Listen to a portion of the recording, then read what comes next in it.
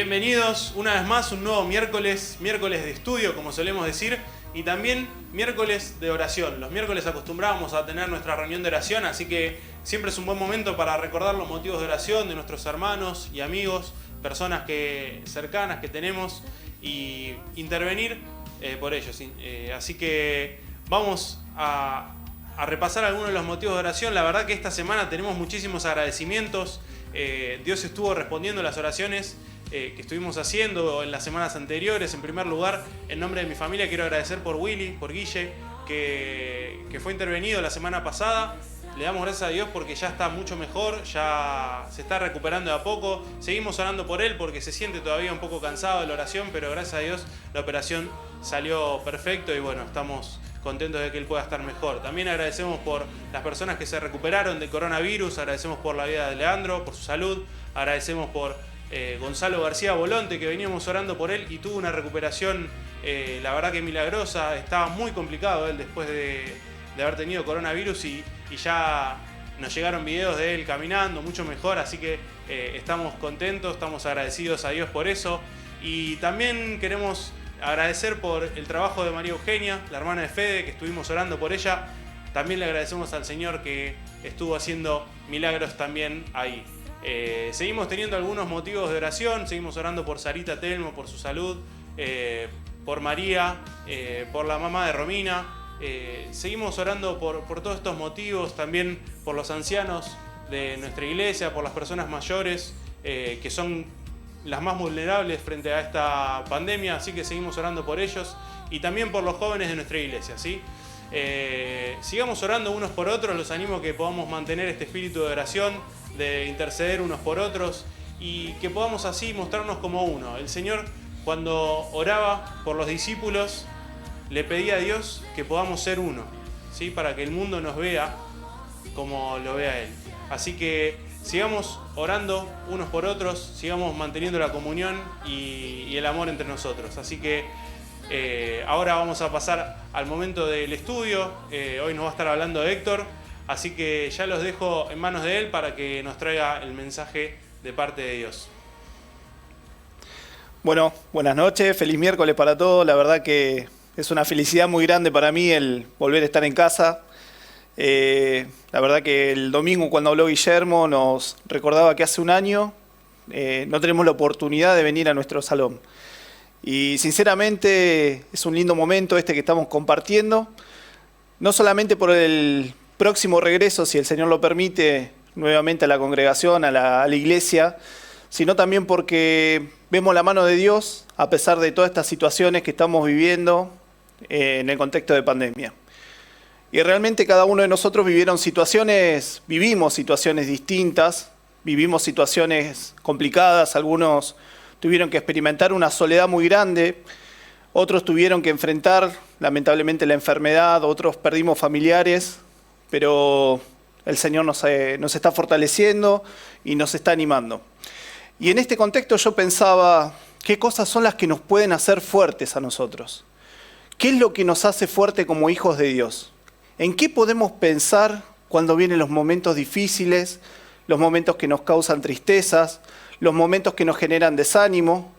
¿Cuáles son esas situaciones en las cuales nosotros podemos enfrentar con la palabra de Dios? Y estaba pensando en dos pasajes, y me voy a inclinar por uno que está en 2 Corintios, si me acompañan. Vamos a ir al capítulo 4. Ustedes saben que la iglesia de Corintio era una iglesia muy complicada.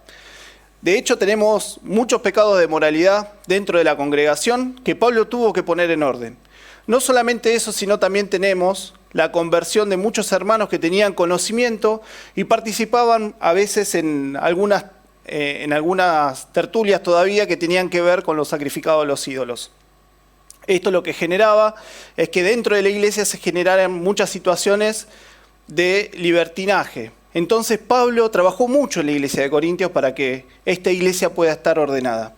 Pero la segunda epístola es especial. Esta epístola, Pablo nos va a hablar acerca de la restauración de un hermano. En el capítulo 1 nos va a hablar de la consolación con la que él fue consolado y cómo nosotros por medio de esa consolación podemos consolar a otros. Por eso, hermano, nuestra experiencia tiene una vitalidad muy grande dentro de la iglesia.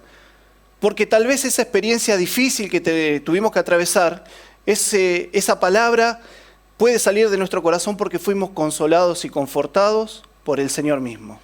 Y qué hermoso que es esto. Pero no solamente esto, Pablo tiene que escribir esta epístola en un momento de mucha dificultad. Él estaba en Filipos. Todos sabemos lo que le pasó en Filipos. Él estaba predicando la palabra del Señor y fue encarcelado. Fue azotado y metido al calabozo de más adentro. Y en ese momento es cuando el Señor dice que genera un terremoto, todas las puertas de la celda se abren y todos van al lugar donde estaba Pablo. ¿Por qué? Porque veían algo diferente en Pablo. Y Pablo estaba viviendo una situación de murmuración dentro de Corintios. ¿Por qué? Porque también se enseñaban falsas doctrinas y ponían en cuestionamiento el apostolado de Pablo. Por eso nosotros también tenemos que tomar presente esto, hermanos. Cada vez que nosotros hablamos algo de algún hermano, cada vez que tenemos alguna inclinación, lamentablemente, de crítica por alguna situación, lo que estamos haciendo no es fortalecer el cuerpo de Cristo, sino debilitarlo. Y ahora en el capítulo 4 quiero que nosotros pensemos cómo Pablo podía enfrentar esta situación. Una iglesia donde él había trabajado, hermanos que él conocía bien y que ahora dudaban de su apostolado. Y no solamente que dudaban de su apostolado, sino también de su ministerio. Y ponían en juicio todo lo que él había realizado en esa iglesia. En el capítulo 4, versículo 1 dice así: por lo cual, teniendo nosotros este ministerio, según la misericordia que hemos recibido, no desmayamos. Antes bien, renunciando a lo oculto y vergonzoso, no andamos con astucia, ni adulterando la palabra de Dios, sino por la manifestación de la verdad recomendándonos a toda conciencia humana delante de Dios.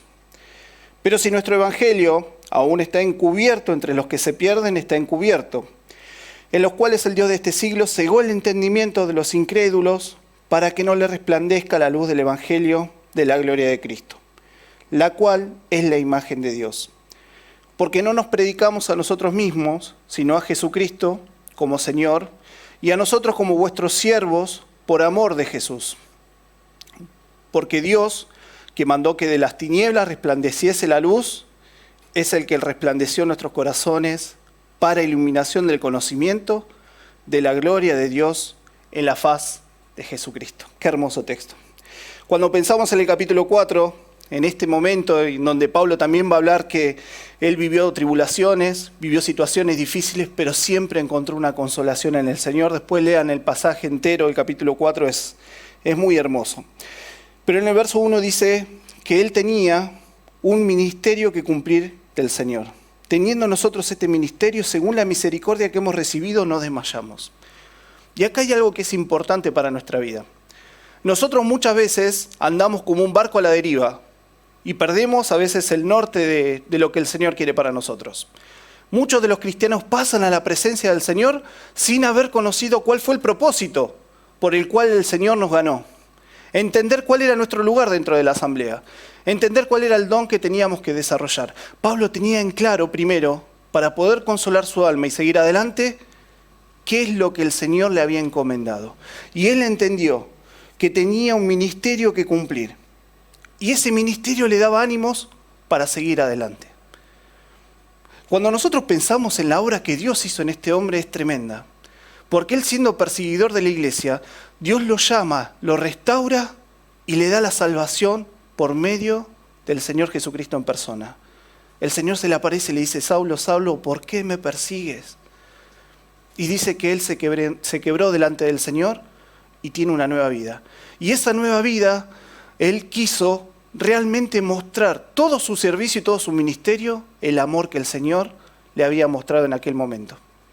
¿Se acuerdan que hay un pasaje en la Biblia también que el Señor dice que había dos deudores? Había uno que le debía 100 denarios y otro 10.000 denarios. Y dice que aquel que tenía la deuda los perdona a ambos. Y le pregunta al anfitrión de la casa que lo había invitado: ¿a cuál pensás que va a amar más? ¿Cuál de ellos dos va a amar más al que le perdonó la deuda? Y esta persona responde: y al que le perdonó más, va a amar más. Exactamente, le dice el Señor. Y empieza a contar una historia y a narrarla. Seguramente todos la conocemos. ¿Saben de qué nos habla esto? De que muchas veces no entendemos el amor que Cristo derramó en nuestras vidas. De la deuda impagable que teníamos. Nosotros por ningún medio podíamos acercarnos a Dios. Ni siquiera éramos del pueblo de Israel. Pero el Señor se acercó a nosotros y nos ganó con su sangre preciosa. Qué hermoso es pensar en esto, hermanos. Nosotros tenemos que animarnos, tenemos que fortalecernos, tenemos que tener ese norte a dónde vamos. Cuando estemos en la presencia del Señor va a ser muy tarde de todo el servicio que podíamos haber hecho. Pero tenemos que entender y tener la convicción espiritual de que nosotros estamos cumpliendo el ministerio del Señor. Pablo estaba siendo criticado en este momento, pero él entendía que él estaba haciendo la obra de Dios. No al revés como a veces hacemos nosotros. Nosotros decimos que hacemos la obra de Dios lamentablemente y nos encontramos después embarrados en unas situaciones donde no podemos salir y nos damos cuenta que Dios no estaba en esas decisiones. Dice el verso 2, dice que él renunció, dice que hubo una disposición en su corazón para acercarse más a Dios. Nosotros cuando vemos este pasaje, tenemos que pensar primeramente en nuestra condición delante del mundo. ¿Qué es el mundo? Nosotros tenemos que entender que el mundo es el sistema que nos rodea. El mundo es aquello que nos atrapa y nos llama con un montón de situaciones. Y el mundo también nos pone situaciones que son grises. Esos grises son los que el Señor nos tiene que dar paz. Por eso Pablo en un momento, él dice que se encomienda la conciencia humana delante de Dios. Si mi conciencia me está acusando de algo que es gris, yo tengo que poner un alto. Y si mi hermano hace eso que es gris, yo no puedo juzgarlo porque el Señor lo ganó. Pero tengo que tener el entendimiento necesario de lo que Dios me está pidiendo a mí. Porque tal vez lo que en esa situación él es fuerte, yo soy débil. Pero nosotros tenemos que seguir pensando, mire, él dice que renunció. ¿Y a qué renunció? Dice que a lo oculto, a lo vergonzoso, no anda con astucia, no adultera la palabra. ¿Saben cuál es el mayor obstáculo que nosotros tenemos para poder predicar el Evangelio? La diversidad de mensajes que tenemos hoy. Uno dice, yo tengo la verdad, yo tengo el Evangelio de la prosperidad, yo tengo el Evangelio de la sanidad, pero ninguno a veces dice, yo tengo el Evangelio de la salvación por Cristo Jesús. No por obras para que nadie se gloríe, sino por la sangre preciosa. Y después lo otro que nos pasa, hermanos, lamentablemente, es que nosotros tenemos situaciones que todavía tenemos que arreglar con el Señor y cambiar y modificar. Es importantísimo esto. Pablo puso en su corazón el decir, voy a renunciar a esto. ¿Cuántas veces nosotros nos sentimos tentados por situaciones diversas? Cada uno tiene una debilidad diferente. Pero ir a los pies del Señor para pedirle fortaleza es el mejor remedio que podemos tener. Y nosotros tenemos que entender, como le dice el apóstol, que somos cartas abiertas, que no solamente las lee el Señor, sino también las personas que nos ven. Qué lindo que es ganar almas sin decir una palabra. Qué lindo que es ganar almas sabiendo que yo me estoy acercando cada vez más al Señor. Cuando estamos cerca de Dios, cuando estamos cerca de Cristo, todas esas preocupaciones y esas angustias se empiezan a diluir. Dice el verso 3, pero si nuestro evangelio está encubierto, entre los que se pierden está encubierto, en los cuales el Dios de este siglo cegó el entendimiento de los incrédulos para que no le resplandezca la luz del evangelio, de la gloria de Cristo, el cual es la imagen de Dios. Y acá hay un texto tremendo. Fíjense lo que hace el Dios de este siglo. Dice que cegó el entendimiento de los incrédulos. Yo, por ejemplo, conocí al Señor a los 16 años. ¿Usted se acuerda cuándo conoció al Señor? ¿Vos te acordás cuándo recibiste a Cristo? ¿En qué edad? Tal vez naciste en un hogar cristiano, pero no fue en tu casa donde conociste al Señor, fue en un campamento, algún maestro de la escuela dominical te predicó, tal vez tus padres te llevaron al Señor. Pero ¿sabes qué es lo importante de este pasaje? Es que nuestra venda se cayó. Pero nosotros andábamos como ellos, enceguecidos. Me encanta algo que dice Alonso. Alonso decía, él ya está con el Señor, pero él decía que el mundo nos da analgésicos. ¿Qué son estos analgésicos? Son analgésicos que adormecen nuestro corazón. Y algunos lo encuentran en las drogas, otros lo encuentran en vivir una vida perdidamente, otros lo encuentran en la estafa, en la avaricia. Y hay tantas cosas, otros lo encuentran en las mentiras. Nosotros ponemos catálogo de pecado, pero para Dios un pecado es una separación con Él, eternamente. Gracias le damos al Señor que la luz del Evangelio nos resplandeció y hoy nosotros podemos caminar una vida nueva. No es que somos santos, mejores que otros, en la palabra propiamente dicha, ¿no? Sí tenemos una posición adquirida de santidad, pero hay veces que no practicamos esa santidad en el día a día. Y es importante entender esto, pero vivimos continuamente esforzándonos para poder cambiar estas cosas. Pero hay que tener la voluntad y el entendimiento. Fíjense una cosa, para poder quitar la venta, que Dios nos utilice con poder para poder hacerlo en otras personas, tiene que haber una vida diferente en nosotros. Tiene que haber una vida diferente. Y después Pablo dice, porque no nos predicamos a nosotros mismos, sino a Jesucristo como Señor y a nosotros como vuestros siervos por amor de Jesús.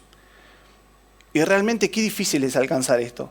Porque, fíjense una cosa, todos aquellos que recibimos a Cristo en nuestro corazón somos hijos de Dios. No hay nada que nos pueda quitar esa condición. Pero hay diferentes tipos de hijos. Hay hijos que quieren ser discípulos y hay hijos que solamente quieren ser hijos. El hijo que quiere solamente ser hijo dice, bueno, yo ya tengo mi salvación ganada, ya tengo mi posición adquirida, tengo mi parcela en el cielo, estoy bien.